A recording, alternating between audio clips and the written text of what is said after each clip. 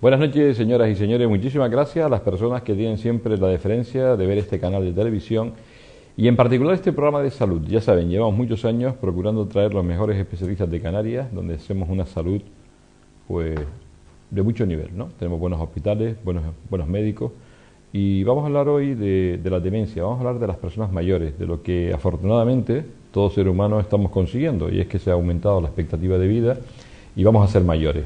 Por tanto, traemos personas hoy competentes para hablar del tema. Vamos a hablar de una residencia que está aquí en Canarias y que la vamos a conocer por hoy, la vamos a conocer con su director, porque merece la pena que conozcamos los buenos sitios que hay aquí en Gran Canaria, que ya digo, son muy buenos.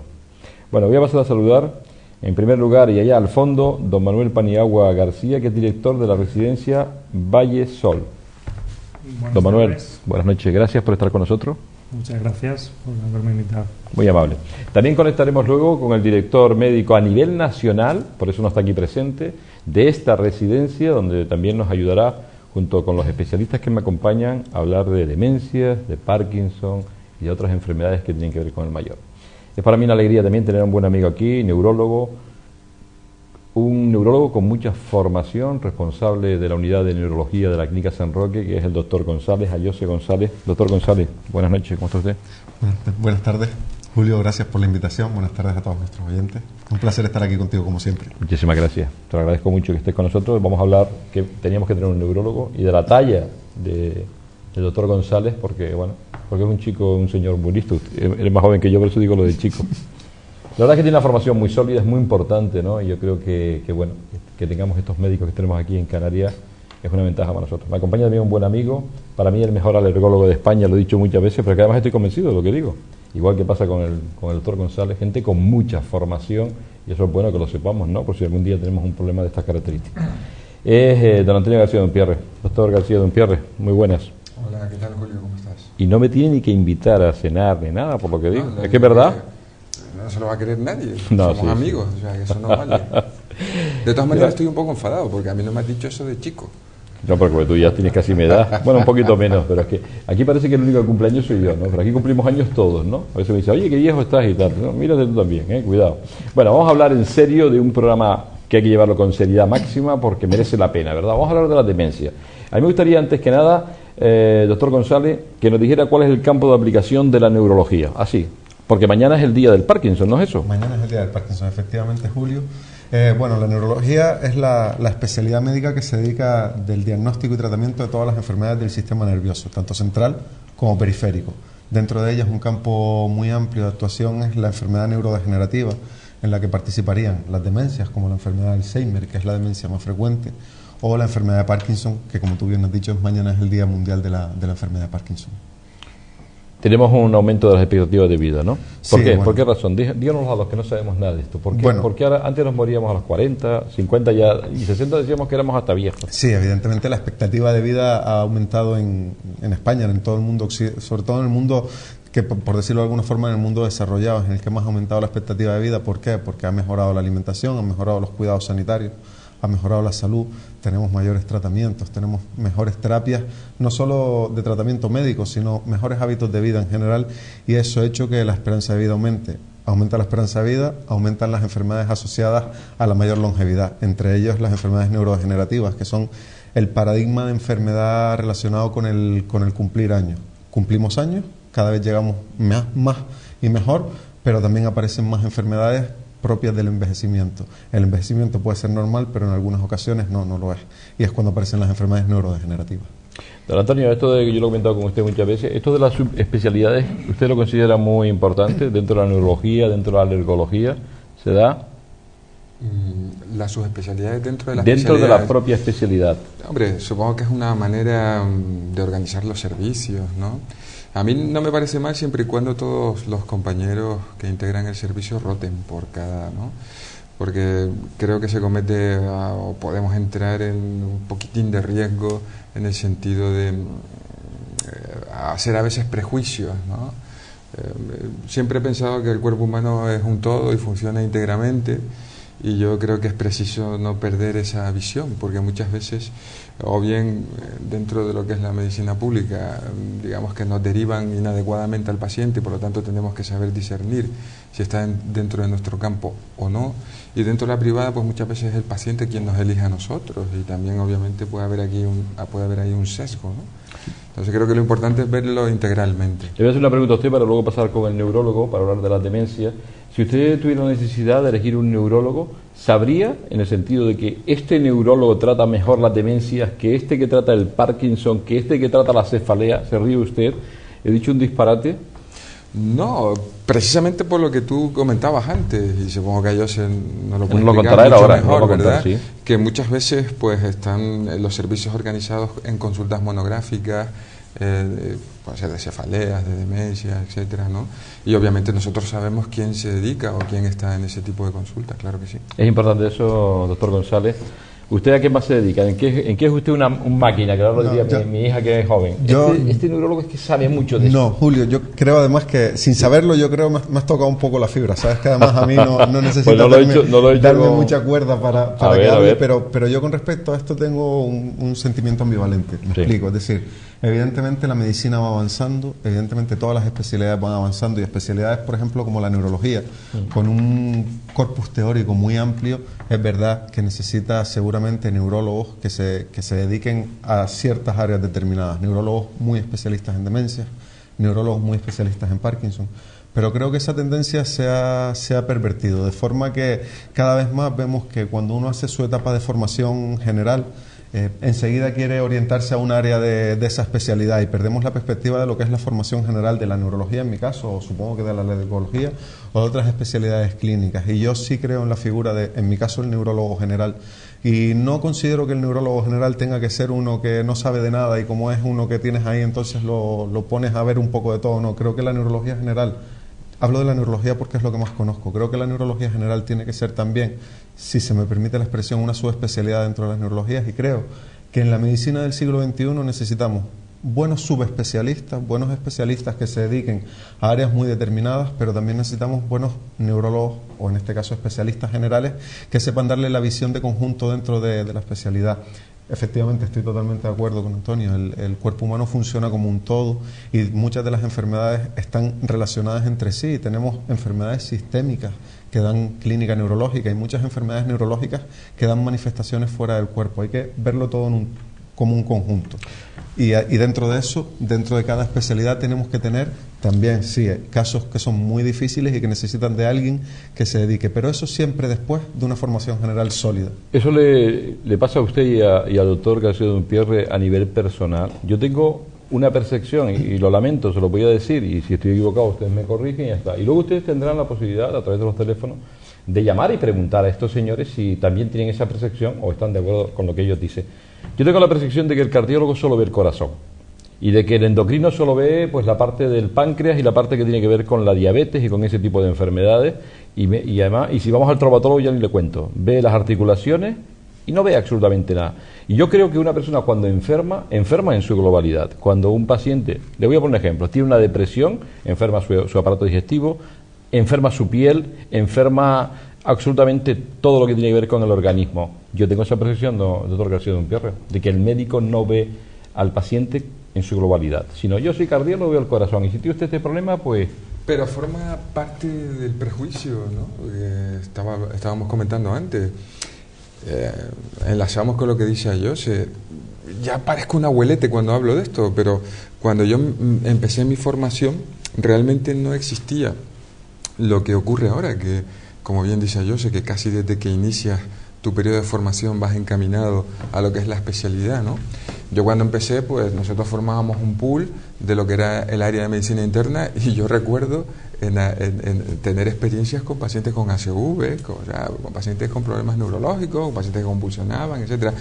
Hoy día tengo la sensación de que el residente, el compañero, cuando comienza la andadura, comienza a formarse la especialidad, está absolutamente centrado desde el primer instante en lo que es su especialidad, y yo creo que eso es un error monumental desde mi humilde punto de vista, pero como te digo, ya comienzo a ser un abuelete al hablar de estos temas. Creo que es un problema de cómo está orientada la formación del médico en España en el momento actual. Y eso hay que resolverlo. Yo creo que hay que dar unos cuantos pasitos hacia detrás, a como sucedía antes, que teníamos una formación integral muy buena, y luego ya siempre habrá tiempo de subespecializarse. Pero primero tienes que adquirir una base, porque si no cometes el error que yo te decía antes de los prejuicios. Como entra en mi consulta y yo me dedico, pues yo que sé, a los eczemas, presumo que el paciente por sí o sí tiene un eczema y a lo mejor no. Bueno, muy bien, qué interesante. Esto es para debatirlo, de verdad. Don Manuel, ¿quiere decir algo sobre esto? Lo veo usted en la esquina y como tira un córner. Realmente sí, me gustaría decir, nosotros tenemos médicos en nuestras residencias que son médicos geriatras, tienen una formación bastante completa y la verdad es que pues ven todo tipo de casos de enfermedades que a los mayores les afectan. Entonces, sí que estoy de acuerdo también con ellos en el sentido de que nosotros tratamos no somos especialistas, nuestros médicos no son especialistas porque no lo pueden ser, porque tienen que ser médicos generalistas, porque al mayor al final le afecta cualquier tipo de enfermedad, quizá mucho más que a cualquier persona más joven. Y creo además que tienen que tener una sensibilidad, que de hecho la tienen, una sensibilidad especial a la hora de tratar con el mayor, en nuestro caso, que es de lo que yo conozco. Doctor, bueno, ¿puedo intervenir? Por favor. Tengo la sensación de que existe un déficit importante de especialistas en geriatría. Es la sensación que yo percibo. Pero no está reconocida esa especialidad. Yo no quiero entrar en polemizar. Sí. ¿Está reconocida? Sí. Se forma en Villamir. Lo que pasa es que no sé si no salen las suficientes plazas, pero sí que tengo la sensación de que faltan, ¿no? De hecho, estamos viviendo en este siglo donde la gente cada vez nos vamos haciendo más mayores y no solo la geriatría, sino la propia gerontología, ¿no? Que también es importante, ese aspecto que muchas veces lo desdeñamos y lo pasamos muy por alto y nos enfocamos solo a la enfermedad, ¿no? Desde mi humilde punto de vista eso también es un error. Y tengo la sensación de que faltan personas formadas, ¿no? Que existe una cierta falta de especialistas en geriatría, ¿no? Debería incrementarse la oferta en el MIR. Pido disculpas por mi torpeza de no saber que existía una especialidad que es la geriatría. La verdad es que un lapsus gravísimo para un presentador de un programa de salud. Pido disculpas, de verdad. Doctor González, parece que cuando hablamos de demencia estamos hablando de gente mayor. ¿Qué pasa? Que cuando hablamos de demencia estamos diciendo gente que... Cuando hablamos de demencia, Julio, fundamentalmente hablamos de personas mayores. Sí. De hecho, durante mucho tiempo, hasta que hemos sabido, la neurología ha crecido mucho en los últimos, sobre todo en los últimos 15 a 20 años, la neurología ha crecido muchísimo. Se ha convertido en una especialidad en la que cada vez conocemos más de cómo enferma el cerebro.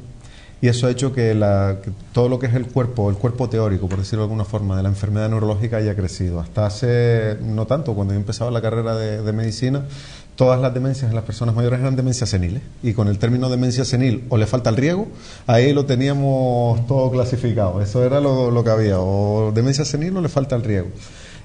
Eso ha ido cambiando. Se le llamaba demencia senil porque evidentemente la demencia, como la enfermedad neurodegenerativa del sistema nervioso central, aunque son muchas, me voy a referir fundamentalmente a demencias de tipo Alzheimer y enfermedad de Parkinson, que son las más frecuentes, son problemas de gente mayor, de aparición sobre todo por encima de los 65 años. Pueden aparecer por encima de los 50 años. Hay algunos casos, sobre todo los asociados con herencia genética, que aparecen en personas por debajo de los 50 años, pero sobre todo y fundamentalmente son enfermedades de personas mayores, que aparecen por encima de los 65 años. Como concepto genérico podemos aceptar que todas las demencias por encima de los 65 años son demencias seniles, porque son demencias que aparecen en la senectud, cuando uno ya está por encima de los 65 años. Y dentro de la demencia senil, la forma más frecuente es la enfermedad de tipo enfermedad de Alzheimer. Pero el concepto genérico ya dejó de ser hace tiempo demencia senil, y ya clasificamos mucho mejor todas las demencias, pero sí es una enfermedad básicamente de personas mayores. ¿Existen unos síntomas claros a la hora de diagnosticarla? El diagnóstico, aquí hay que entrar, Julio, en que el diagnóstico de una demencia es un diagnóstico difícil. Lo primero, porque es un diagnóstico clínico. ¿Qué significa esto? Que es algo que conviene que las personas que nos escuchan entiendan. Y es que no hay pruebas diagnósticas que permitan diagnosticar una demencia, una enfermedad de Alzheimer, una enfermedad de Parkinson. No hay nada que pueda suplir a escuchar a la persona y a explorarla. La valoración de, en este caso, un neurólogo, podría ser un geriatra, podría ser un médico internista con experiencia en valoración de este tipo de personas. No hay nada que pueda suplir a la valoración de un médico especialista que esté interesado. Porque muchas veces las personas quieren pruebas para saber si tienen la enfermedad, y realmente lo que tenemos son pruebas que nos pueden ayudar a orientar un poco si puede ser una cosa, si puede haber una demencia secundaria, porque también es importante describir lo que es el término demencia.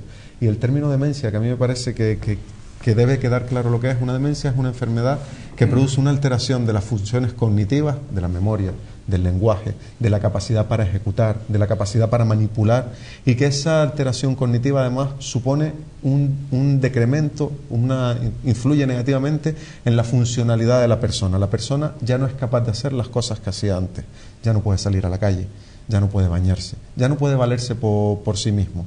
Cuando tú tienes, por una parte, alteración de funciones cognitivas, repito, memoria, lenguaje, capacidad para manipular, y esa alteración además influye negativamente en la capacidad de la persona para manejarse, estamos ante una demencia.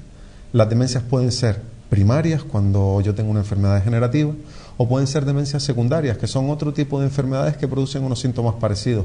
Por ejemplo, puedo tener un tumor cerebral que me produzca clínicamente una demencia, y que si puedo operarlo, quizás pueda revertir la clínica de la demencia. O puedo tener déficit de vitamina B12, que clásicamente es asociado con la aparición de trastornos cognitivos. Es decir, tenemos una serie de demencias, o el tiroides, la infección por sífilis, la afectación del sistema nervioso central por la sífilis, los hematomas. Es decir, tenemos una serie de alteraciones que producen clínicamente una demencia, pero no tiene por qué ser una demencia de Alzheimer. Es una demencia secundaria, porque hay una causa que, si consigo tratarla, voy a conseguir revertir la demencia. Y para eso me sirven las pruebas complementarias. Cuando yo, en el manejo de un diagnóstico de demencia, pido un TAC cerebral o una resonancia cerebral, no lo hago para diagnosticar una enfermedad de Alzheimer, lo hago para buscar alguna de las otras causas que me la puedan justificar. A partir de ahí, si quieres, podríamos hablar ahora en un momentito de algunos otros marcadores que podrían ayudar, pero el mensaje más importante es que lo correcto, lo adecuado, es una valoración de un médico. No hay ninguna prueba en el diagnóstico de las enfermedades neurodegenerativas que pueda sustituir a la valoración del médico. Y eso es un aspecto importante, porque a veces hay algún malentendido, que la persona piensa que le puedes hacer una prueba para diagnosticar una enfermedad, un escáner. Y quizás no se genera la confianza suficiente porque no han entendido que quizás lo más importante es que el neurólogo que los está atendiendo, el médico que los está atendiendo, los escuche, los explore y preste atención. Existe un protocolo, vamos a ver, lo digo sobre todo por la garantía de los pacientes, ¿no? Cuando un paciente es diagnosticado de una demencia, ¿está esto protocolizado de forma que tratamos al paciente de una forma correcta, coherente? ¿O puede pasar que una persona con una demencia esté siendo maltratado, hablo entre comillas y digo maltratado, no esté tomando las medidas adecuadas para intentar conseguir, ya no revertir, sino mejorar su situación en lo que se refiere a la demencia? ¿Puede estar pasando eso? Julio, el diagnóstico de demencia es un diagnóstico difícil. El diagnóstico de demencia quizás no es tan difícil, porque yo decía, si tú haces algún test de exploración de funciones cognitivas y tienes afectado y eso está influyendo, es una demencia. A partir de ahí lo que tienes que buscar es cuál es la causa de la demencia. Tenemos además otro grave problema. Uno de los grandes simuladores de demencia es la depresión. La depresión da un cuadro que clásicamente se llamó pseudodemencia depresiva, aunque ya cada vez utilizamos menos ese término, porque no es realmente una pseudodemencia, sino que es una demencia como tal, porque la persona, sea por lo que sea, en este caso secundaria una depresión, tiene una alteración cognitiva y una alteración de funciones, con lo cual es una verdadera demencia, pero es una causa potencialmente tratable, que es la depresión, y es una de las grandes simuladoras. Tenemos además el problema de que en las personas mayores la depresión aumenta. Claro. Sabemos que la depresión en las personas mayores, sobre todo también por encima de 65 o 70 años, aumenta, y son depresiones que son muy diferentes a la depresión de la persona joven, porque es una depresión que va mucho más larvada, que da la cara de una forma diferente, que se manifiesta con muchos síntomas somáticos, con muchos síntomas de falta de atención y de falta de memoria, y eso dificulta enormemente el diagnóstico. Entonces partimos de una base, y es el diagnóstico de demencia es un diagnóstico difícil, es un diagnóstico clínico y difícil. ¿Cómo se diagnostica? Tú decías antes, hay síntomas. Lo primero, la demencia de Alzheimer es la más frecuente, lo primero que aparece es una falta de memoria. Ese es el primer síntoma de enfermedad de Alzheimer. Pero una falta de memoria, y ese es el motivo de consulta más habitual en una consulta de neurología, toda falta de memoria no significa que haya una demencia de abajo. ¿Por qué? Porque la memoria es un proceso complejo, pero en el que influye fundamentalmente la atención que uno pone. Cuando uno hace las cosas en el día a día, camina, trabaja, estás poniendo más o menos atención. Si uno no pone atención, no fija la información. Si no fija la información, no la almacena, y si no la almacenas, cuando quieres ir a buscarla, no la encuentras, te falla la memoria. ¿Eso es una falta de memoria? No, eso es una falta de atención, que es la causa más frecuente en el día a día de pérdida de memoria. La pérdida de memoria de una enfermedad de Alzheimer tiene además otra característica, es que es muy raro que sea la persona que lo sufre el primero que se da cuenta. Suelen darse cuenta los que están alrededor. La persona niega que haya ningún problema, olvida apagar el fuego, deja la comida, se olvida de los ingredientes de la comida, no hace las tareas de la casa. Luego, a partir de ahí, empiezan a perder el interés por el cuidado personal, empieza a haber una serie de cambios de conducta y de comportamiento que son los que van progresando poco a poco y te hacen sospechar que puede haber una enfermedad de Alzheimer. Lo primero, tienes que hacer una buena historia clínica, preguntando cuál es el patrón de pérdida de memoria, si se olvida de los hechos muy inmediatos, de los hechos recientes o de los hechos más remotos, que son las 3 divisiones generales de la memoria. Cuando una queja importante es que no. Me dicen las cosas y al cabo de 1 segundo o 2 segundos ya no me acuerdo. Eso es raro que sea una enfermedad de Alzheimer. Eso suele ser más una falta de atención. En la enfermedad de Alzheimer la pérdida de memoria suele ser más a un tiempo un poquito más largo. No una memoria remota, pero sí lo que comió esa mañana, lo que cenó la noche anterior. Niegan ese trastorno de memoria. Una vez que uno dibuja un poquito el patrón de trastorno de memoria, se interesa por si esa persona sigue manteniendo una buena funcionalidad, si se baña solo, si se viste solo, si es capaz de salir a la calle, si hace sus compras, si hay que estar detrás de él para que se duche. Y por último, intentar con una serie de test valorar por encima la función cognitiva. Pero siempre así, todo es difícil. Puede haber personas, sobre todo en las fases iniciales, que tú no trates porque no te parece que sea y acabe evolucionando, y luego en las fases tardías es muy difícil hacer una diferenciación porque en las fases tardías todas las enfermedades degenerativas se parecen. Ahora le preguntaré al doctor García Dompierre y don Manuel también querrá intervenir. Yo creo, ya a colación de lo que has estado hablando, ¿no? O sea, llevas tiempo como neurólogo, tienes mucha experiencia, eres un muy buen estudiante, me consta, además, te lo has currado muy mucho. ¿Has mejorado los tratamientos? Hoy tener una demencia hoy, estamos en mejores condiciones que antaño, que bueno, había lo que había y que sabíamos que funcionábamos bien, pero hemos mejorado. ¿La ciencia ha sido capaz de dar una respuesta a esto de la demencia, al Alzheimer y a las que haya? Bueno, los tratamientos médicos farmacológicos que tenemos para la enfermedad de Alzheimer son los mismos que teníamos hace 15, 20 años. O sea, ahí estamos anclados. Sin embargo, eso no significa que no hayamos mejorado. ¿En qué hemos mejorado? Hemos mejorado en muchas cosas. Hemos mejorado en saber cómo cuidar el cerebro. Sabemos, tanto para el ictus, que enfermedad, hablo de prevención, hablo de un concepto que es un concepto, bueno, que en el que los neurólogos no nos ponemos de acuerdo. Si tengo algún compañero que me esté escuchando, dirá, ya va a hablar, ahora pondremos los teléfonos. Ya va a hablar a José de la neuroprotección. A ver. Sí, yo creo que hemos avanzado en saber que la neurona es una célula, la neurona que es la célula del cerebro, que es sensible a muchos cambios que podemos proteger. Por ejemplo, hoy en día sabemos que el control de todos los factores de riesgo cardiovasculares, que a mí me gusta llamar vasculares porque creo que no son solo del corazón, pero bueno, control de la tensión arterial, control del azúcar, de la glucemia, control de los lípidos, del colesterol, el hacer ejercicio regular, una vida sana, eso no solo es cardiosaludable, que es lo que hemos dicho toda la vida, sino que en realidad es saludable para todo el organismo y entre ellos para el cerebro. Hemos aprendido que el cerebro se puede proteger con este tipo de medidas y esas son las medidas más importantes. Y hemos aprendido otra cosa, la estimulación cognitiva, que nuestras personas mayores sigan haciendo todos los días un ejercicio regular. ¿Jugar al ajedrez? Si me permites una anécdota, yo tengo a mi abuelo, que mi abuelo todavía afortunadamente vive y está sano como un roble, que tiene alrededor de 82 años, y yo lo tengo todos los días desde hace tiempo haciendo sopas de letras, todos los días un ratito. Al principio me costó que le gustara. Aprovecho para saludar a mi abuelo. ¿Cómo se llama tu abuelo? Mi abuelo se llama Pepe. Pepe, un saludo. ¿Le dijo que venía a la tele? Sí, se lo dije, se lo dije. No, espero que don Manuel se lo haya dicho a las niñas, porque luego vamos a saludar. Al principio me costó que quizás que cogiera esa dinámica, y al final eso es un ejercicio, cualquier ejercicio. Personas que a lo mejor son un poco más jóvenes, sudokus. Y mantener la mente activa no es ver la televisión, solo ver la televisión. Es como ir entonces al gimnasio, o sea, exactamente igual, es un símil así aparente, pero yo voy al gimnasio, hipertrofio los músculos, puedo hipertrofiar el cerebro, nuestras neuronas que se reproduzcan, que no lo creo, pero sí que no se mueran. Sí, pero no, perdona. Las que hay, ¿no? Porque a ver, doctor García Dompierre, usted que toca el saxofón, ahora hablaremos con usted. Eso es otro gran ejercicio porque No, si él lo está haciendo por algo, ya le digo. Él le ha dicho, tocar saxofón vive uno más. Y se ha puesto a tocar saxofón. El otro gran concepto para las enfermedades neuronales o neurológicas después de la neuroprotección es el de la producción el de la plasticidad neuronal. Las neuronas, tú decías, no se reproducen, efectivamente. Sabemos que las neuronas con la edad se pierden, pero las neuronas sí establecen conexiones unas con otras y establecen mayor número de conexiones. Y mientras mayores sean nuestras redes neuronales, más tardíamente se van a manifestar los síntomas de enfermedad. No podemos frenar la enfermedad, la degeneración está, pero lo que sí podemos hacer es que el grupo de neuronas que nos quedan, si la función sean capaces de llevarla a cabo, y eso hace que la manifestación sea mucho más tardía, y eso es un concepto muy interesante. importante. Me quedan todavía muchas preguntas que hacerle a ustedes, pero me gustaría que ustedes intervinieran también, porque si no, pero ya lo pueden hacer de forma discrecional, por favor. Nosotros a diario, yo convivo a diario con muchísimas personas que o bien están diagnosticadas con algún tipo de demencia o con Alzheimer. Y hay mucha gente que le tiene pánico a la palabra Alzheimer cuando vienen y dicen, bueno, es que está perdiendo la memoria, está tal. Entonces yo normalmente les suelo preguntar, ¿tienen algún tipo de diagnóstico? ¿Han ido a ver a algún neurólogo? ¿Están con algún tipo de tratamiento? Bueno, en el momento que tienen un tratamiento o tienen un diagnóstico de Alzheimer, la gente se echa a temblar, porque el Alzheimer es el coco hoy en día.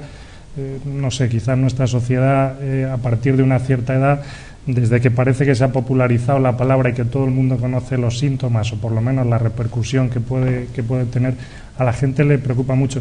Y luego hay muchísimas demencias, efectivamente, como decías, que no son Alzheimer, pero que son demencias en sí, que son demencias. Nosotros realmente, ya digo, convivimos a diario con estas personas.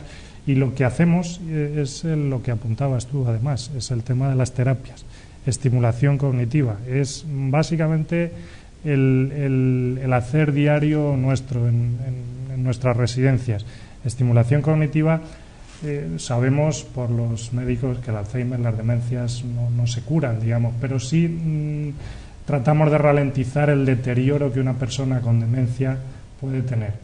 Y en eso estamos, en eso está nuestro empeño, y tengo que decir que cuando se hace bien tiene resultados muy positivos y muy buenos. Y nosotros, no solamente aquí en el centro que yo dirijo, sino a nivel nacional, nuestra compañía, tenemos experiencia durante 30 y tantos años que llevamos haciéndolo de resultados muy buenos, en el caso de las terapias cognitivas. Luego veremos un vídeo y vamos a conocer la residencia Valle del Sol, en la que don Manuel Paniagua García es el responsable, el director de esta residencia. Antonio, doctor García de Umpierre. Calidad de vida se llama este programa. Se habla de prevención. Yo luego le haré una pregunta al neurólogo, pero a usted le voy a preguntar lo que siempre le pregunto, que parece que soy obsesivo con esto. Oiga, hay una medicina para ricos y una medicina para pobres. ¿Quiere decir que si yo tengo más recursos podré enfrentarme a enfermedades como estas? Yo creo que como sí. el Alzheimer. Desgraciadamente, si me lo llegas a preguntar hace 30 años o 20, dice que no, pero creo que actualmente diría que sí. Que sí, que existe, que el dinero aquí, el tener buenos médicos, buenos especialistas, buenas residencias, buena alimentación, todo esto va a favorecer que una persona que tenga una demencia se vea más favorecida que aquellos que no tienen esos recursos. A ver, y yo sé que le he dado también a usted en algún lado y ahora me dirá alguna cosa. No, yo no hablo solo de esta patología en particular, hablo en general. En general. Creo que obviamente el deterioro que ha sufrido el sistema en los últimos años contribuye en parte a esto, a lo que tú estás preguntando. Y obviamente la gente que tiene más recursos pues accede con más facilidad. Eso es así. Sentido común. Sí, pasa en la justicia, pasa en otras, incluso en la educación. Pues también pasa en la sanidad, eso está claro. Pero viene un poquito más allá, viene un poquito más allá. No se enfade nadie conmigo, porque este programa en definitiva tiene que ser pedagógico. Luego tendrá usted la opción de llamar si quiere y también hacer sus preguntas. ¿Se puede instaurar en personas que tienen menos nivel cultural? O sea, la gente con inteligencia aplicada a lo que acaba de decir el compañero suyo y neurólogo, por ejemplo, de que hay que hacer ejercicio que tiene que ver con la mente, me imagino que jugar al ajedrez, estudiar, ir al gimnasio, pensar, estar tranquilo, ya ni hablemos del estrés cronificado del que yo he hablado con usted, ¿todo esto puede afectar a que puedan aparecer demencias? Hombre, claro, pues lo he dicho yo. Lo he dicho yo, no hay más nada que decir. No, pero vamos a ver, entiendo un poco lo que quieres decir. A ver, la teoría, porque solo hablando de la demencia, la teoría... Podemos hablar de todas las enfermedades. Lo sabemos todos, ¿no? Es decir, controlar los factores de riesgo vascular para que no te dé un infarto, para que tengas un corazón saludable, etcétera. La teoría la conocemos. El problema es que muchas veces es difícil saltar a la práctica, ¿verdad? ¿Por qué? Básicamente, ¿qué es lo que yo pienso? Creo que nosotros tenemos un déficit estructural en ese sentido en lo que es la medicina preventiva. Creo que en nuestro país no ha aprobado esa asignatura, que es la medicina preventiva. No sé por qué, pero bueno, siempre nos hemos ceñido más a lo que son las enfermedades, a cuando el individuo está enfermo, y se ha potenciado más la estructura sanitaria desde ese punto de vista. Creo que existe un problema grave en ese aspecto. Yo siempre lo digo, creo que hay que empezar por el colegio. Y yo tengo una niña pequeña y me hace gracia como ahora pues le están introduciendo temas que yo jamás los vi, ¿no? Como por ejemplo algo tan sencillo como la pirámide nutricional, por ejemplo, ¿no? Yo cuando era pequeño a mí no me hablaban nada de eso, ¿no? Creo que hay que empezar ahí, ¿verdad? Simplemente una medida tan sencilla, empezar en el cole, ¿no? Hablar de estos temas, ¿no? Porque yo creo que tiene razón él que el estigma de la palabra demencia, o a veces de la epilepsia, o a veces del asma, existe aún hoy día, ¿no? Y yo creo que con la educación podemos, de alguna manera, poder borrar o poder eliminar esa estigmatización. Para mí eso me parece fundamental. Cuando yo se hablaba de la pérdida de atención y tal, yo no sé si sigue en vigor el concepto ese de los olvidos benignos del anciano, ¿no? Porque muchas veces yo creo que la gente eso le agobia mucho, le agobia muchísimo el tener un olvido benigno, y los familiares y él mismo lo vive como si estuviese demenciándose, y es importante quizás a lo mejor discernir, diferenciar entre lo que es un olvido benigno y esa espada de Damocles que la gente considera, ¿no? Que es el tema de la demencia. Y otra cosa que a colación de lo que tú decías del tema de la resonancia y tal, yo no sé si todavía sigue en vigor aquellas cosas que hacíamos nosotros como el mini mental test, que eran unas cosas muy básicas, pero que a lo mejor los pacientes o los familiares lo ven como algunas maniobras tan sencillas que dirán, ¿y esto sirve para algo realmente? Yo creo que todavía sirve, ¿verdad? Claro, de hecho cuando yo hablaba antes de que después de hacer una anamnesis o una historia clínica y preguntar, hacíamos algunos test básicos.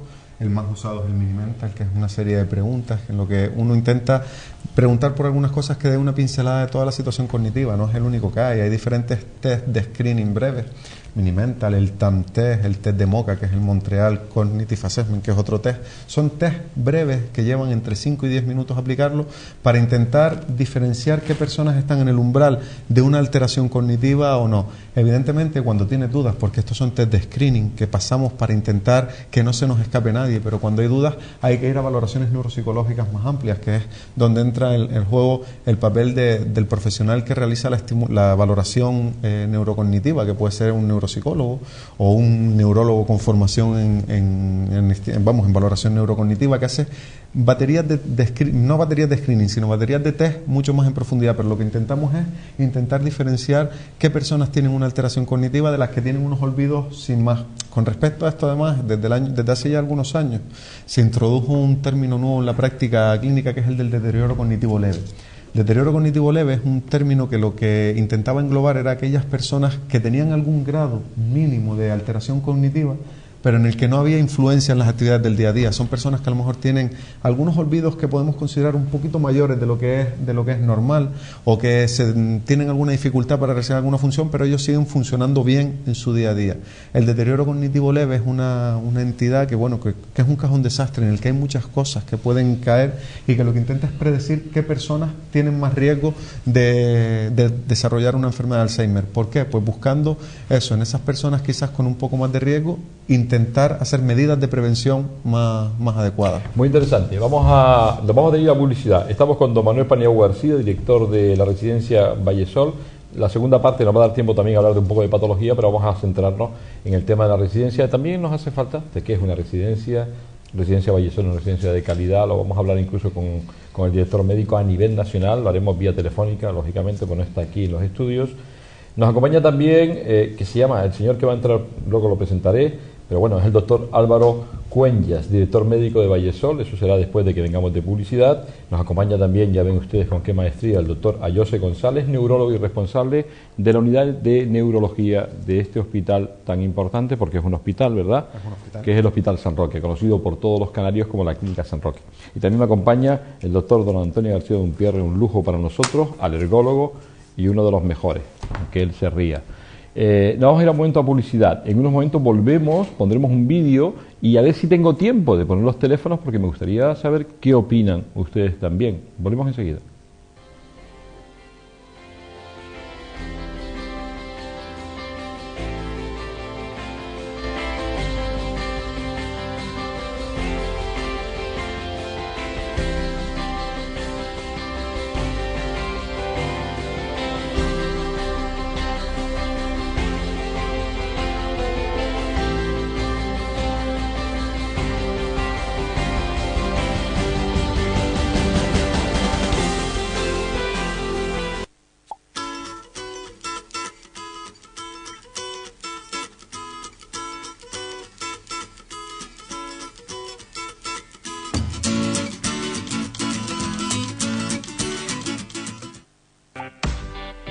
FDS Canarias. Ya puedes retirar los aparatos eléctricos y electrónicos. No te olvides que recogemos todo tipo de aparatos eléctricos y electrónicos gratuitamente. FDS Canarias, siempre apostando por el medio ambiente.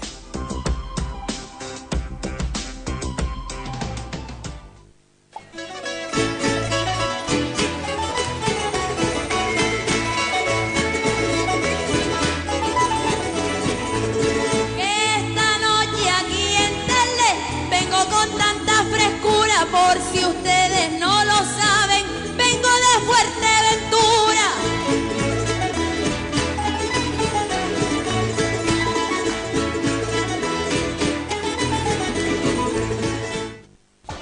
La cita con el deporte en Canal 4 es todos los lunes a las 9 de la noche en riguroso directo Canal 4 TV Deportes.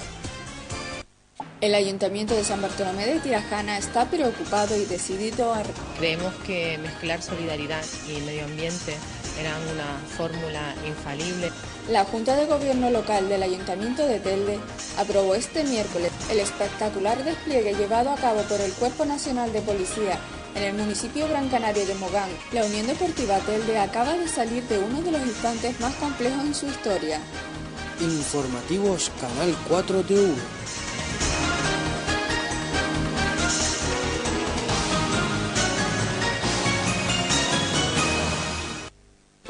Todos los miércoles a partir de las 9 de la noche en riguroso directo en Canal 4, el debate político pasa por Más que Política, el debate. Si tienes que retirar material que contiene amianto, bidones, plancha, aislamiento, etc., no olvides llamar a FDS Canarias. Lo retiramos y te entregamos la documentación de autorizado por un coste razonable. FDS Canarias, siempre apostando por el medio ambiente.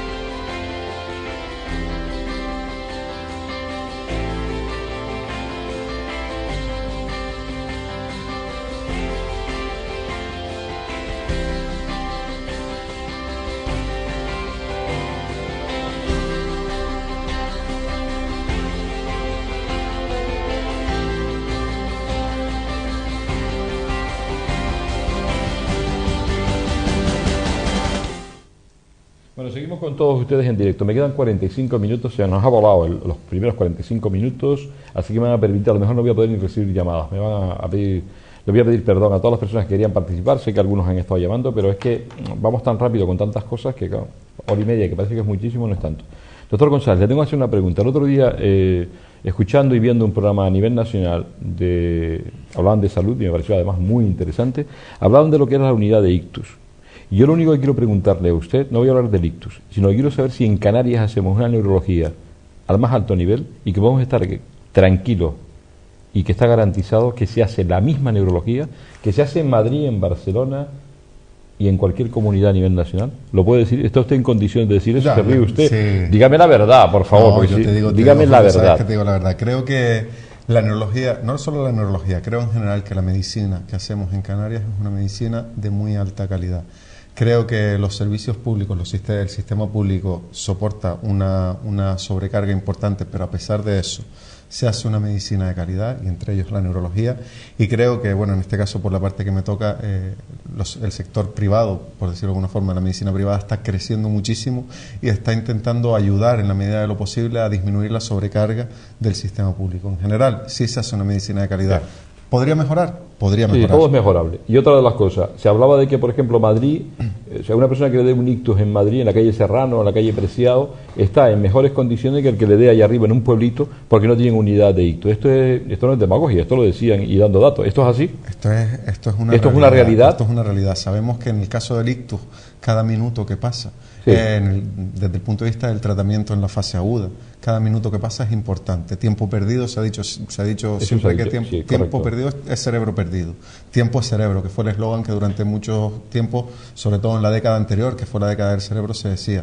No te vayas tan lejos. Desafortunadamente, seguramente es mayor el acceso a tratamientos agudos. Si tú estás en Las Palmas y estás en el centro de Las Palmas, llegarás más pronto a un hospital grande que si estás en la aldea, por ejemplo. ¿Quiere decir usted que aquí hay buenas unidades de ictus? Entonces? Aquí hay buenas unidades de ictus. Por tanto, en Canarias estamos bien provistos de ese tipo de unidades. Al menos en las islas grandes. Bien, nos ha dejado usted más tranquilo. Por lo menos era una duda que yo tenía, creo que es una duda razonable que la manifestara. Vamos a ver unos vídeos de la residencia Vallesol, nos metemos en este tema ahora y después empezaremos a comentar esto de las residencias, la calidad de vida que se adquiere viviendo en la residencia y conozcamos en particular Vallesol, porque parece ser que es una residencia de muy buen nivel. Vamos allá, lo vamos a ver.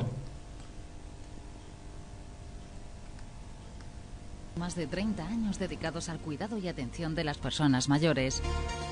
Vallesol dispone de soluciones y servicios adaptados a cualquier necesidad, desde centros residenciales para mayores dependientes como apartamentos para mayores independientes, centros vacacionales en la costa y el servicio de teleasistencia de Vallesol. Desde sus comienzos en 1980, Grupo Vallesol es fiel a su compromiso de dotar a sus clientes de los mejores cuidados y atenciones, para que sientan confianza y seguridad de estar atendidos por las mejores manos. Para Grupo Vallesol, el equipo humano es una pieza fundamental en la labor diaria, y es que el correcto funcionamiento de los centros depende de la profesionalidad y humanidad del personal, garantizando la calidad del servicio. Grupo Vallesol. Información en el 902 33 33 80 y en www.vallesol.es.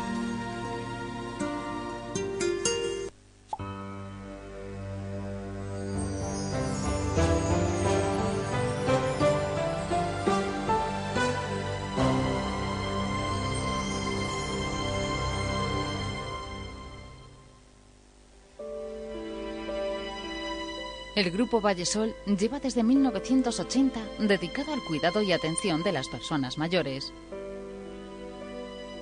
Con una clara vocación de servicio, apostando por la profesionalidad y el compromiso con la calidad asistencial y la satisfacción de los residentes y sus familias.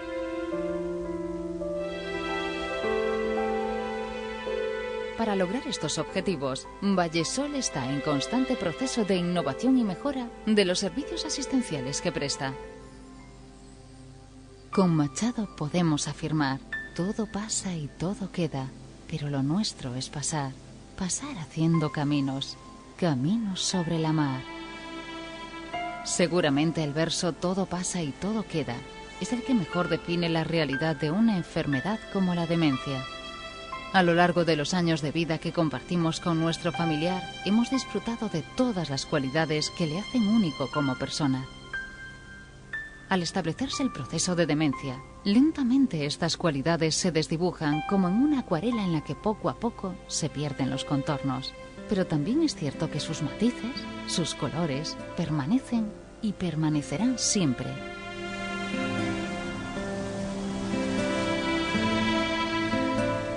Conscientes de que esto es un hecho, como también lo es que se nos olvide y nos centremos más en la enfermedad que en la persona, Vallesol ha diseñado el programa Personas Siempre, un programa específico para personas con demencia avanzada cuyo objetivo es mejorar la calidad de vida de estos pacientes, la de sus familias y la del personal que los atiende, así como concienciar a los profesionales del sector y la sociedad de la necesidad de hacer visibles a las personas con demencia avanzada, potenciando el respeto y el reconocimiento de su dignidad.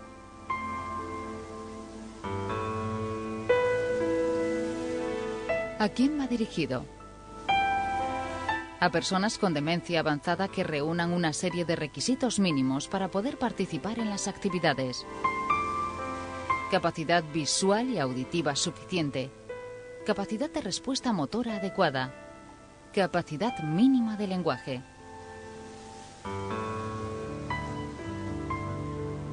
Cuando la demencia avanza, no podemos retroceder en los cuidados.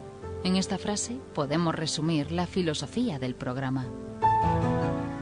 El proyecto Personas Siempre responde a las necesidades de los residentes con demencias avanzadas mediante la potenciación de las áreas cognitiva, emocional y relacional.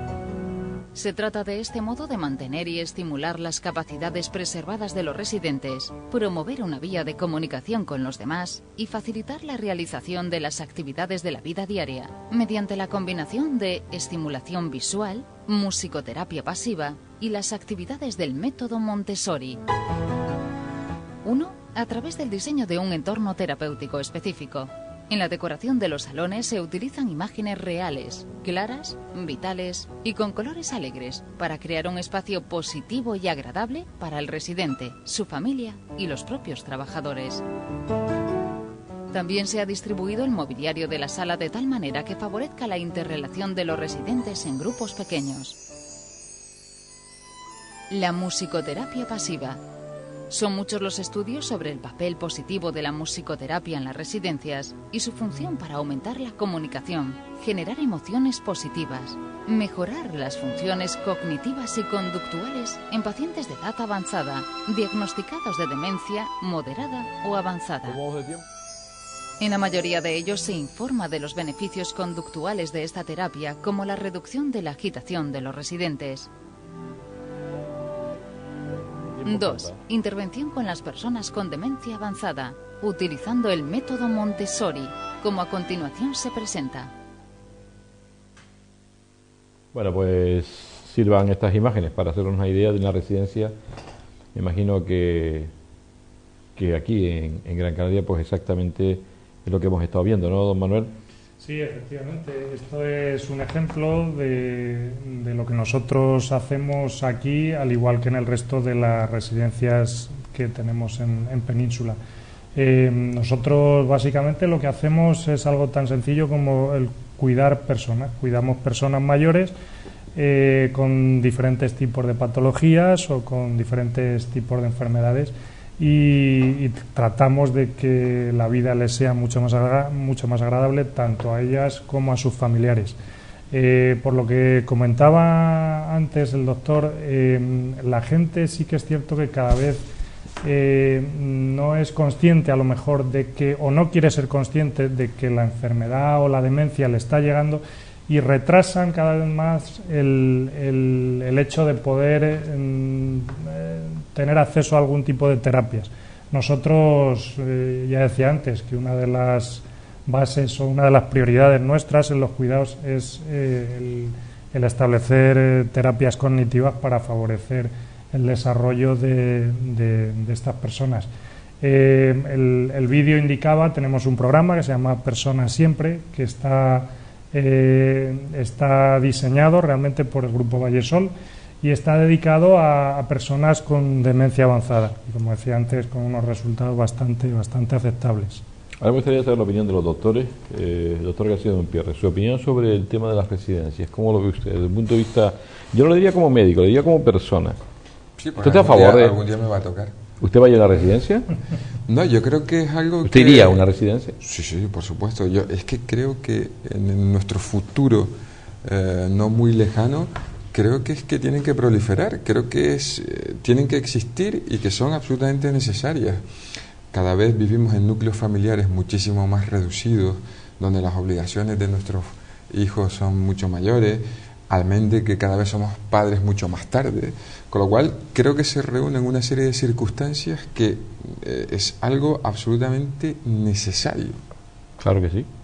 Pero ¿usted no cree que hemos cambiado un poco el discurso? Esto antes, yo llegué a escuchar, pero porque antes, lo ha metido en una residencia. Pero porque antes estaba mal visto. No sé si es una opinión mía, doctor Gonzalo. Pero antes, ¿qué opina? No, hablen entre antes ustedes. Vivían abuelos con los nietos, todos vivían en el mismo domicilio, ¿no? La mujer no trabajaba, que también es cierto que el hecho de que se incorpore la mujer al ámbito laboral, que era la cuidadora por excelencia, ¿no?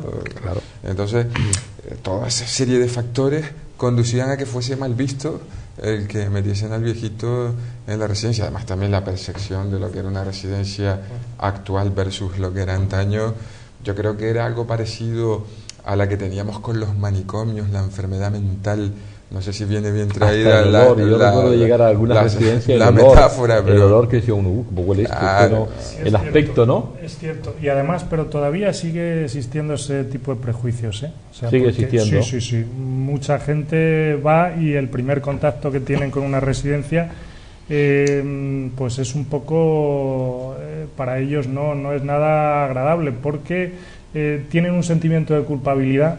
Incluso cuando todavía no han dejado allí a la persona querida, porque es el padre o es la madre o es la persona o es el tío, la tía o el abuelo, y tienen un sentimiento de culpabilidad. Yo creo que afortunadamente cada vez, y como dice él, cada vez, bueno, es que no nos queda otro remedio, y cada vez estamos teniendo una idea mucho más abierta y mucho más cercana de lo que es una residencia. La prueba, bueno, hemos visto en el vídeo que nuestras residencias son todas del mismo estilo, son todas parecidas.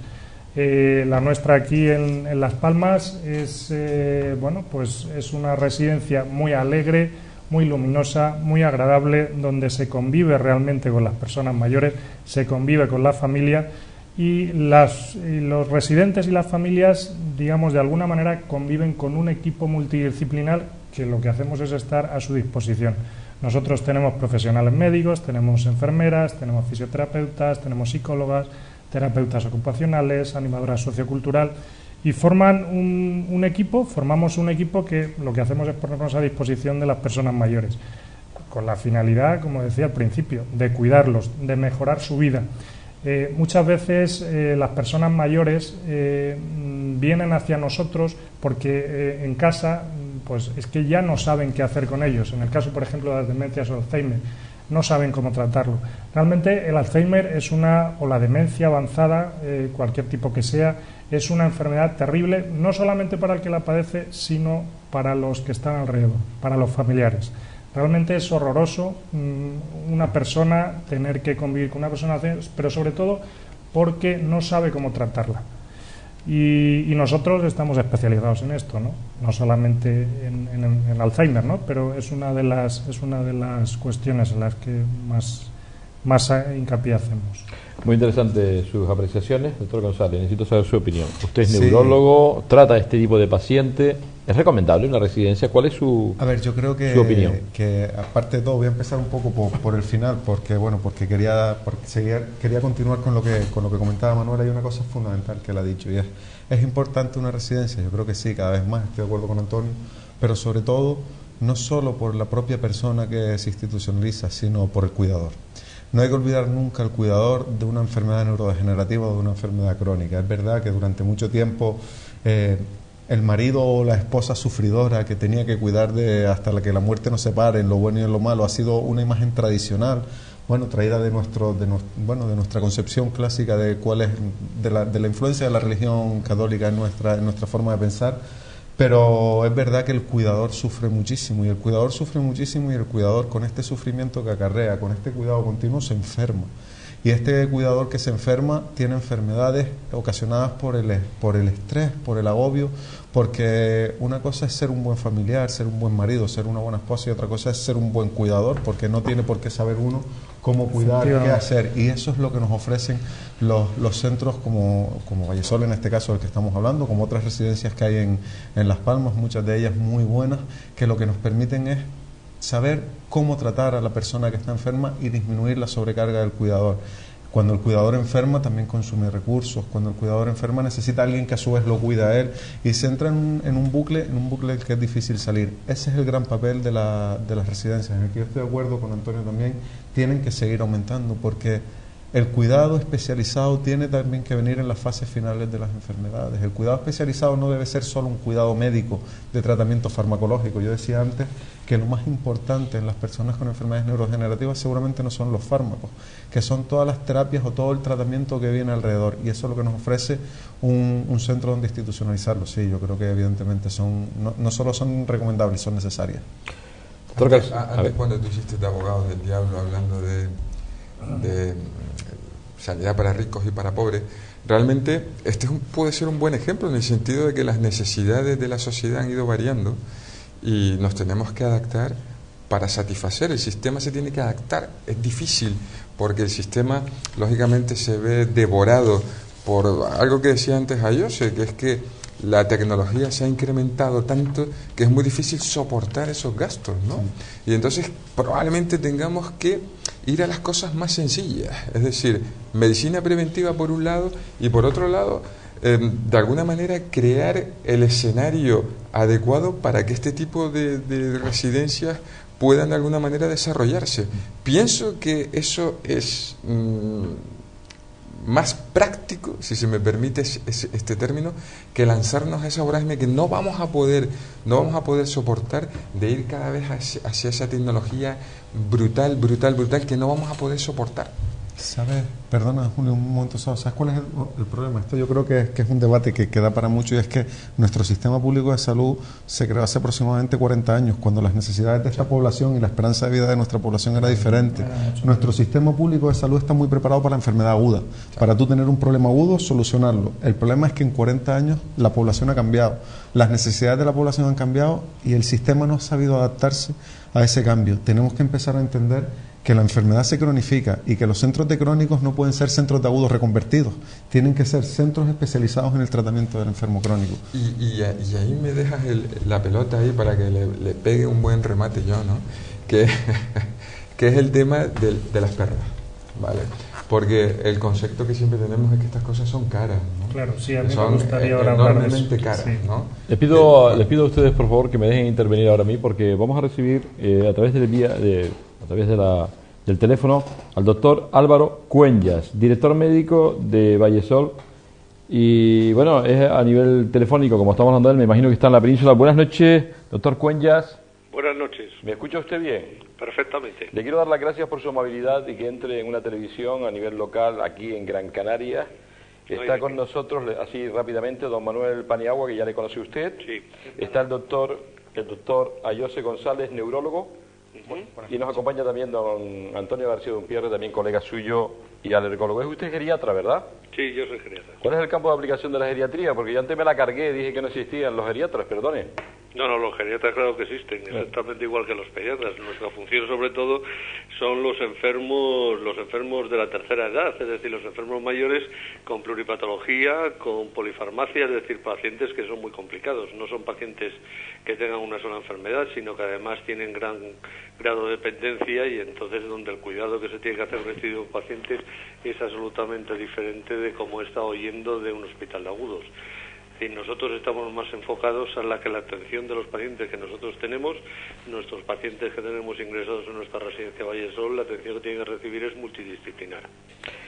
Doctor Cuellar, estábamos en un debate que no era tanto, pero bueno, estábamos aquí hablando sobre la importancia de las residencias para mejorar la calidad de vida de los pacientes, porque pensábamos, algunos, por lo menos yo, de que había una especie de mala prensa, de que cuando destinábamos a nuestros familiares a una residencia estábamos un poco más que abandonándolos. ¿Cuál es su percepción, por favor, y aclárenos su idea, seguro que evolucionista, sobre este tema?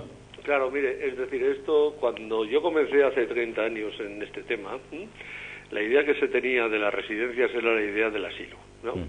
Donde es decir, el anciano menesteroso que no tenía recursos ninguno ni nada por el estilo, pues había que buscarle un sitio donde ingresarle.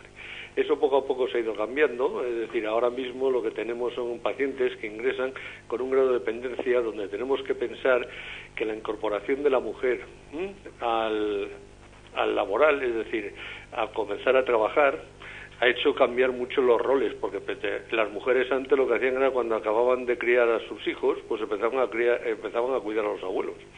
Eso ahora mismo ya no ocurre. Además, gracias a todos los avances de la medicina, las enfermedades tienden a cronificarse y se transforman en enfermedades crónicas. Antes un Alzheimer, es decir, era un paciente que tenía una supervivencia mucho más corta, de 4 o 5 años, y ahora mismo un Alzheimer puede tener una supervivencia, si está bien cuidado, exactamente como un anciano normal. Entonces, imaginemos un anciano que con un Alzheimer que tiene una supervivencia de 10, 15 años, que no va a ir a mejor, sino que va a ir a peor, y que los cuidados que necesita se tienen que ir adaptándose con arreglo al estadio en el cual se encuentra. O sea, en pocas palabras, yo de sus palabras, valga la redundancia, deduzco que una residencia de esas características, de que ahora también se lo preguntaré, mejora la expectativa de vida de la persona y le puede ofrecer más felicidad. ¿Es un poco lo que usted viene a decir? ¿El hecho de poder trabajar de forma multidisciplinar con el paciente o con la persona? No es que mejore su expectativa de vida, lo que mejora son los cuidados en los años que vaya a vivir. Entonces es que cambia mucho, porque tenemos que pensar que, por ejemplo, un paciente, imaginemos, un paciente con un Alzheimer, un paciente con un ictus, o un paciente que desgraciadamente sufre una caída y una fractura de cadera, que tiene 86 años. Los hijos trabajan, ahí estamos en una isla, pero que tenga hijos en la península, otros que estén viviendo en Canarias, el paciente de 86 años que está viviendo con su mujer o con su marido que tienen más o menos la misma edad. Al final eso se transforma en un problema que es médico-social, que hay que solucionarlo de alguna manera, porque ese señor, una vez operado, dado de alta del hospital, ¿qué es lo que hacemos con un paciente de 86 años con una fractura de cadera? Para llevarlo a la rehabilitación, ponerle todos los días una ambulancia para llevarlo y traerlo, o que esté, porque a ese señor tiene una serie de necesidades, hay que darle de comer, no lo podemos tener encamado, hay que levantarlo de la cama, tiene que hacer la fisioterapia, es decir, necesita una serie de cuidados que en casa, desgraciadamente, es muy difícil que se puedan dar, y además esos cuidados deben ser especializados siempre. Yo sé, el doctor García Dompierre quería entrar en un tema que es un poco complejo, pero que hay que entrar, y es el tema sobre todo económico, en lo que se refiere en general, el tener ese poder adquisitivo para poder destinar a nuestros mayores esa es una realidad que existe ahí. Claro, es decir, es una realidad, pero tenemos que pensar que la sanidad es cara. Sí, lo primero que tenemos que pensar es que la sanidad es cara. La sanidad tanto para agudos y además el rol de la sociedad está cambiando. Es decir, ahora cada vez, leía yo ayer creo, un informe sobre la cantidad de pacientes crónicos que va a haber en Europa dentro de 20 años, dentro de 20 años.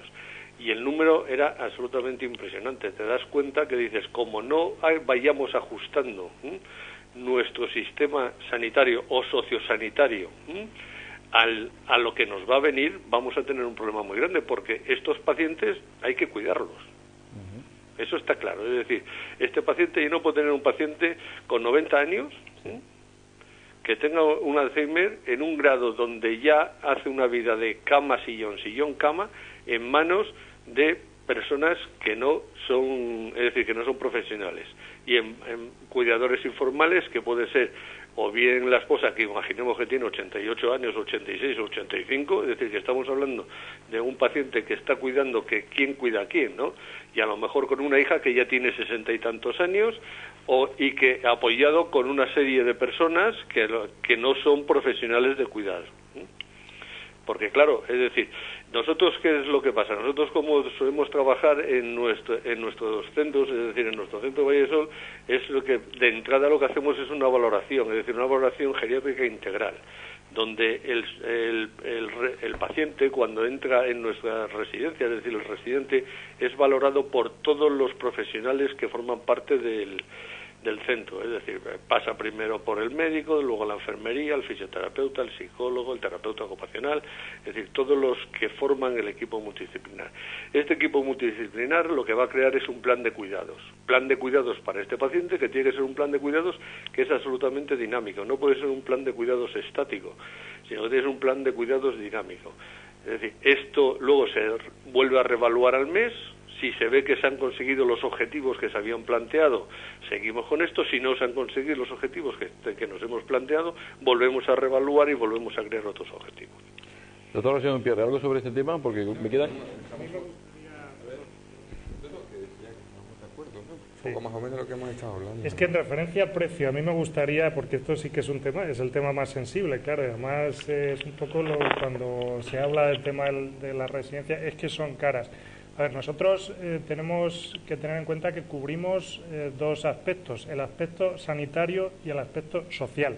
Es decir, una persona que viene a vivir con nosotros deja de vivir en su casa, en su domicilio, donde esté viviendo, y se viene a vivir con nosotros. Nosotros le damos, por un lado, lo que es la parte hotelera y, por otro lado, la parte sanitaria.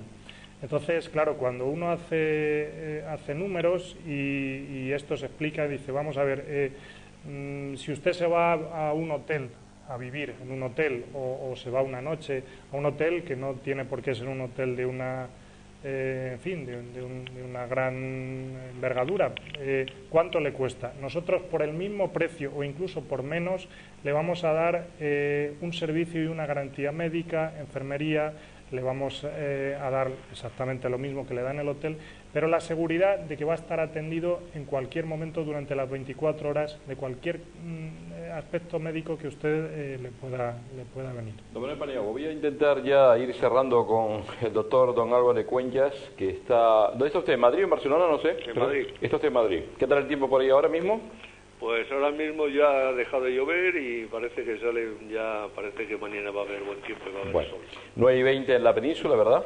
¿Cómo, perdón? Que son las 9:20 ahora mismo, sí, ahí, ¿no? 9:20, sí. 8:20 aquí en Canarias. Solamente para ir despidiéndola, a mí me gustaría, bueno, se lo diré después, a ver si es posible algún día, porque yo afortunadamente estoy en 3 medios de comunicación y a ver si algún día usted puede venir, porque me gustaría tenerla aquí personalmente, lo podríamos preparar para ver si puede estar por aquí. Me gustaría hacer un debate de todo esto, bueno, pues si es posible. Encantado. A ver si lo podemos preparar. Me gustaría, en poco tiempo que me queda, que usted me diga por qué esta residencia Vallesol trabaja por la excelencia, en unos minutos, que me lo dé para ya ir despidiéndome.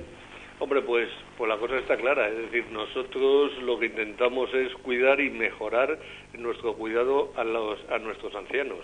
Y nosotros queremos trabajar siempre con objetivos, no nos podemos quedar en la situación en la cual estamos, sino que nuestro afán es, por todos los indicadores de calidad que tenemos, tanto indicadores de caídas como de sujeciones, como de úlcera por presión, todo este tipo de indicadores que nosotros somos los que manejamos y que nos indican los centros cómo van, lo que hacemos es cada año intentar y ponernos un objetivo que sea, por ejemplo, de caídas. Si hemos tenido, imaginemos, un 3%, pues el año que viene lo que intentamos es luchar por el 2%, ¿no? Es decir, sabemos que nunca vamos a llegar al utópico perfecto, pero sí tenemos que tener muy claro que tener una serie de objetivos de mejora, porque es que si no te vas quedando poquito a poco.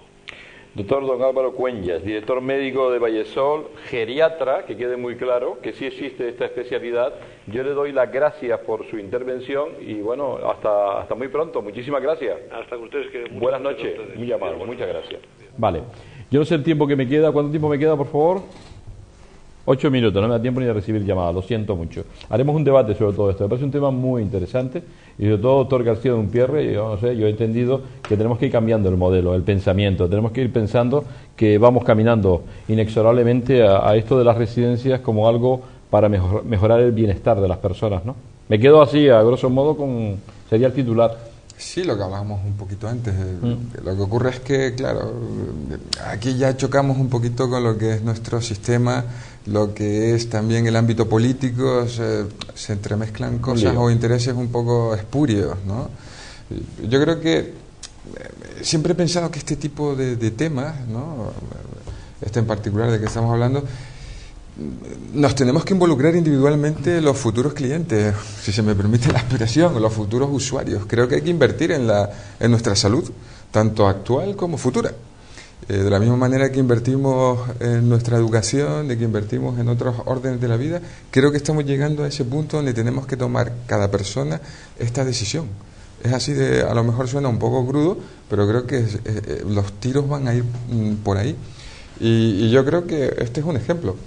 ¿Qué pasa? Que también, tú antes estabas diciendo que no era tan caro, etcétera.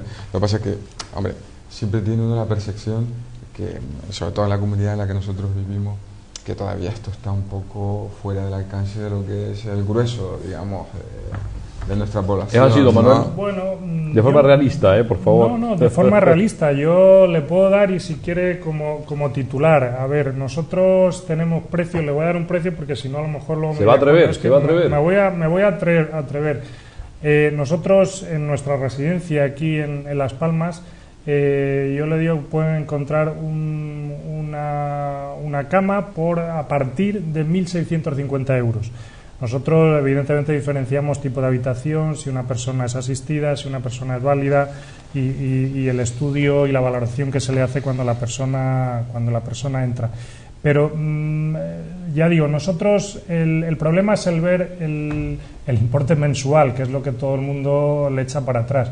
Cuando uno ve, nosotros realmente facturamos precio diario, cuando uno ve el precio diario, pues uno puede decir, bueno, vamos a desglosar este precio diario y vamos a ver lo que yo me gasto en casa. A lo mejor tengo una casa propia, pero a lo mejor tengo una casa alquilada. Bueno, yo puedo venirme a vivir en una residencia y a lo mejor yo puedo recibir unos ingresos por esa casa que yo tengo. Hay un coste de oportunidad que la gente no percibe cuando vive en su domicilio y existe realmente. Y luego está la otra parte, como decía, es todo lo que es la parte de servicios y sanitaria, que realmente es lo más importante. Si uno lo mezcla todo, lo junta y saca un precio diario, al final resulta que las cuentas salen y diciendo, no es que no sean caras, sino al contrario, qué buen precio tiene esta residencia por todo lo que me están ofreciendo. ¿Cómo le dan la vuelta a las cosas toda la gente? Pero ya no, don Manuel, sino absolutamente todo es visto desde el lado que lo queramos ver, de las perspectivas en la que miremos la situación. ¿No, doctor González? Hombre, la vida es una vida llena de matices, Julio. ¿Verdad que sí? A mí casi me está convencido, no sé si me llama mañana todavía voy a esperar un poco, sí. Doctor García de Umpierre. Todavía te queda mucho pádel que vamos a ver si sigo jugando al pádel. Mal, como siempre, o tocar el saxofón. Me ha gustado mucho el tema, me parece muy interesante, tenemos que ir evolucionando desde Canal 4 TV, como hablamos de cosas que nos hacen por lo menos reflexionar. Estos señores a mí hoy me han hecho reflexionar, yo creo que es la parte inteligente del ser humano, o sea, ver que, como diría Leonardo da Vinci, intentar ver un poco más allá. Yo creo que ya mucha gente vislumbraba cosas como esta, ahora lo podemos tener más claro. Me queda poco tiempo, ¿cuánto me quedan? 6 minutos para ir despidiéndonos. Doctora Joseph, vamos a ver. Doctor González, hemos hablado de las demencias, en definitiva, a mí me gustaría hacer una pregunta de las demencias para quedarme el gusto de que hemos terminado hablando de lo que usted es un experto. ¿Me puedo provocar una demencia? Hay personas que están haciendo las cosas mal a través de una serie de tóxicos, a través de una serie de historias en que uno se puede ir acelerando. Si hablamos de prevención, acelerando la depresión, la demencia, el beber, el fumar, justo los tóxicos. Estaba pensando, cuando me hiciste la pregunta de ¿nos podemos provocar una demencia? Estaba pensando, ¿no? ¿Provocarnos una demencia? Hombre, sí, claro, es decir, el alcohol. El alcohol es un tóxico muy grande para el sistema nervioso, tanto central como periférico, pero en el caso que nos ocupa. Hay auténticas demencias desencadenadas por el alcohol, por ejemplo. El beber de forma abusiva, sin control, daña el tabaquismo, aunque en el caso de las demencias no quizás tan directamente, es un tóxico para el organismo. Yo hablaba antes de todos los factores de riesgo vascular, entre ellos el tabaquismo daña las arterias del cuerpo, entre ellos las pequeñas arterias cerebrales, y puede favorecer la aparición de demencia. Hay que llevar una vida sana para todos. Disculpe, el que se inventó de que una copita de vino, o el primero que lo dijo, que una copita de vino era buena porque además incluso mejoraba el tema a nivel cardiovascular. Usted decía antes que una buena dieta mediterránea o atlántica no tiene que ser solo cardiovascular, sino que también es cerebrovascular. Sí. ¿Usted se toma alguna copita de vino? Yo bebo poco vino, pero es verdad que... ¿Licor blanco? No me creo. Yo o sea, que usted bebe poco. Bebo poco alcohol, pero el vino, una copa de vino es buena para el corazón, sí es buena. Lo que no se debe recomendar es a alguien que no bebe, que se beba una copa de vino porque es buena. No, el que bebe una copa de vino. De esto, leí un artículo que parece que eso se demostró solo en mujeres. Sí. No en hombres, sino en mujeres a partir de los 60 años o algo así, creo recordar así un poco. Es una cosa controvertida. En general seguimos aceptando que una copa de vino al día es aceptable, valga la redundancia, pero lo que nunca se debe recomendar a alguien que no bebe es que empiece a beber una copa de vino porque eso es bueno. No. Eso me parece más sensato. Sí, si uno tiene una dieta sana, y la dieta atlántica no te creas que es tan buena, Julio, porque nuestra dieta es una dieta muy rica en hidratos de carbono, muy rica en fritos. No somos el paradigma de dieta más sana. La dieta atlántica, que es muy parecida a la dieta del Caribe, es una dieta que abusa del hidrato de carbono. Dígame algo puntual del omega 3. ¿Es verdad esto del omega 3 o esto es un cachondeo? Porque vamos a ver, yo prefiero comer un buen trozo de salmón o unas sardinitas o alguna cosa de esto, o un atún, que rico está. Efectivamente, pero los suplementos, o sea, la dieta rica en omega 3 es bueno. Cuando uno, por lo que sea, no cumple con los requerimientos nutricionales, los suplementos vienen bien. Hay diferentes productos en el mercado que son suplementos de omega 3, suplementos alimenticios, o incluso algunos alimentos de uso médico especializado, que ese es el nombre, que están yendo muy bien. Estamos un poco en la línea de lo que hablábamos antes, están fuera de financiación, algunos de ellos son caros y quizás no sean accesibles a todo el mundo, pero sí son buenos. Julio, sé que no tenemos tiempo, pero antes nombré a mi abuelo, no me puedo ir sin nombrar a mi abuela. ¿Cómo se llama tu abuelo? Mi abuela se llama Estrella. ¿Cómo se llama tu abuelo? Mi abuelo Pepe y mi abuela Estrella. Si nombro a mi abuelo y no nombro a mi abuela, agárrate. Gracias. Don Pepe y doña Estrella, ya ven el niño que tiene, cómo sabe de neurología. Eso es lo que me interesa, y que esté en Canarias además, y además buena persona. Muchísimas gracias, doctor González, por estar con nosotros. Tiene que volver a hablar sobre el tema de la neurología, en el que creo que es usted un verdadero experto, porque además es muy listo. Don Antonio, me tengo que marchar, pocas palabras. Diga usted adiós y nos vamos. Gracias por estar aquí. Un placer muchas gracias por haberme invitado. Don Manuel, habló más de lo que usted quería. O sea, fíjese, al final veo que usted también pía bien, ¿eh? Al final sí. ¿Cómo se llaman sus hijas? Verónica, Loreto y Santiago. Pues a las 3 niñas, un beso muy fuerte, y a la señora, muchísimas gracias. Nos vamos la semana que viene, les prometo un buen programa aquí con un buen especialista. Sean felices y tengan buenos pensamientos. Adiós, buenas noches.